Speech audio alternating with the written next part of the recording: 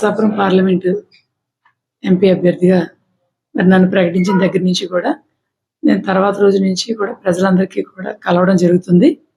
మరి ఈ రోజున ఉండి నియోజకవర్గంలోని ఆలకొడేరు మండలం అంతా కూడా ఎమ్మెల్యే అభ్యర్థితో కలిపి విస్తృతంగా ప్రచారం చేయడం జరిగింది. ఎక్కడికి వెళ్ళినా, ఏ నియోజకవర్గానికి వెళ్ళినా కూడా జగన్మోహన్ రెడ్డి గారి యొక్క సంక్షేమ పథకాలను అందుకున్న ప్రతి కుటుంబం కూడా జగన్మోహన్ రెడ్డి గారిని మళ్ళీ ముఖ్యమంత్రి చేయడానికి ఎప్పుడెప్పుడు ఎన్నికలు వస్తాయా, ఓటు ద్వారా మళ్ళీ వారి అభిమానాన్ని చూపించుకొని జగన్మోహన్ రెడ్డి గారిని మళ్ళీ ముఖ్యమంత్రిని చేసుకోవాలని ఎదురు చూస్తున్నారు. మరి ఈ రోజు నరసాపురం పార్లమెంట్ పరిస్థితి చూస్తే గత ఎన్నికల్లో ఎవరైతే ఎంపీగా ఎన్నికయ్యారో మరి ఆయన పార్లమెంట్కి దూరంగా ఉండడం, పార్టీతో విభేదించడం, ఇవన్నీ కూడా ప్రజలంతా గమనిస్తూనే ఉన్నారు.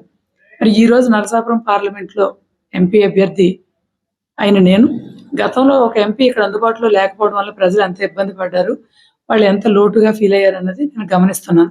మరి రాబోయే రోజుల్లో స్థానిక అభ్యర్థినైన నేను పూర్తిగా ప్రజలకు అందుబాటులో ఉంటానన్న నమ్మకం వరకు ఉంది. అలాగే ఇక్కడే పుట్టి పెరిగి ఉండడం వల్ల పార్టీలో కూడా వైఎస్ఆర్ కాంగ్రెస్ పార్టీ ఫార్మేషన్ జరగక ముందు నుంచి రాజశేఖర రెడ్డి గారి సమయంలో కాంగ్రెస్ పార్టీ నుంచి కూడా నేను రాజకీయాల్లో ఉండడం వలన అందరికీ కూడా అన్ని పార్టీలో పరిచయస్తురాలు నేను. మరి వారంతా కూడా నా మీద ఒక నమ్మకం పెట్టుకున్నారు. ఈ స్థానికంగా ఉన్న ఒక మహిళ అయినా కూడా విద్యావంతురాలు కాబట్టి ఈవిడ ఇక్కడ సమస్యల్ని, గతంలో ఉన్న ఆ లోటుని భర్తీ చేయగలదన్న నమ్మకాన్ని నాపై పెట్టి నాకు ఆదరాభిమానాలు చూపించడం జరుగుతుంది. వారు ఏదైతే ఆదరాభిమానాలు చూపిస్తున్నారో వాటన్నిటినీ కూడా 100% నిలబెట్టుకుంటాను. మరి ఈ రోజు మా పార్టీలో అభ్యర్థిని ప్రకటించిన తర్వాత నేను విస్తృతంగా ప్రచారం చేస్తూ పార్లమెంట్ పరిధిలోని 7 నియోజకవర్గాలని కూడా అనేక చోట్ల పర్యటించడం, అనేక మందిని కలవడం జరిగింది.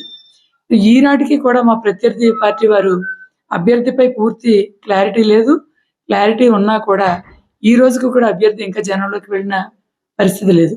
ఇదంతా కూడా ప్రజలు గమనిస్తున్నారు. మరి ఇతర పార్టీల్లో పొత్తులతో వచ్చినప్పటికీ కూడా పొత్తుల్లో ఇంకా మార్పులు జరుగుతాయన్న స్పష్టత లేకుండా ప్రజలు ఇంకా కన్ఫ్యూజన్లోనే ఉన్నారు. మరి ఈ రోజు మా పార్టీ నుంచి మేమంతా కూడా ప్రజలకి అందుబాటులోకి వెళ్ళి ప్రజల దగ్గరికి పూర్తిగా అన్ని నియోజకవర్గాల్లో ఎమ్మెల్యే అభ్యర్థులు కానీ, ఎంపీ అభ్యర్థిగా నేను కూడా ప్రజల ముందుకి చొచ్చుకుని వెళ్ళడం జరుగుతుంది. ప్రజలంతా కూడా జగన్మోహన్ రెడ్డి గారు ముఖ్యమంత్రి అయిన తర్వాత రాష్ట్రంలో జరిగిన మార్పుల్ని, కొత్త విధానాలని, అలాగే ప్రతి కుటుంబం లబ్ధి పొందిన పరిస్థితిని గమనిస్తున్నారు. కాబట్టి రాబోయే ఎన్నికల్లో 175కి 175 అసెంబ్లీ నియోజకవర్గాలు, 25 పార్లమెంట్ నియోజకవర్గాలు ఖచ్చితంగా గెలిచి తీరుతాయి. మరి అందులో భాగంగా నరసాపురం పార్లమెంటు స్థానం అత్యధిక మెజార్టీతో గెలవడమే కాకుండా పార్లమెంటు పరిధిలోని 7 అసెంబ్లీ నియోజకవర్గాలు కూడా అత్యధిక మెజార్టీతో మరి ఒక వినూత్నమైన రికార్డును సృష్టించడానికి ప్రజలు ఇక్కడ సిద్ధంగా ఉన్నారు.